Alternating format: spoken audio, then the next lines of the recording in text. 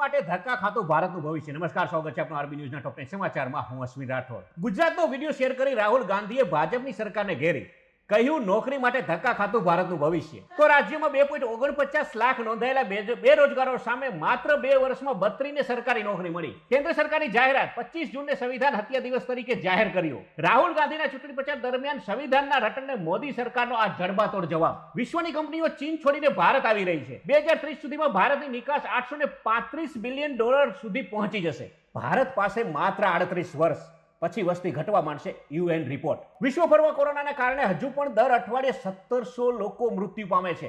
નેપાળમાં ભૂસ્ખલનથી 2 બસ નદીમાં ખાબકતા ડ્રાઈવર સહિત 7 ભારતીયના મોત, 55 થી વધુ પેસેન્જર ગુમ. અમેરિકા પર હુમલો કરવાની તૈયારી કરી રહ્યું છે ચીન. તસવીરો આવી સામે. ચીન દ્વારા પાકિસ્તાનને મોકલવામાં આવી રહેલું પ્રતિબંધિત કેમિકલ ભરેલું જહાજ ભારતે તમિલનાડુના કટ્ટુપલ્લી બંદરેથી જપ્ત કર્યું. તો આ હતા આજના ટોપ 10 ન્યૂઝ અને હું હતો આપની સાથે અશ્વિન રાઠોડ.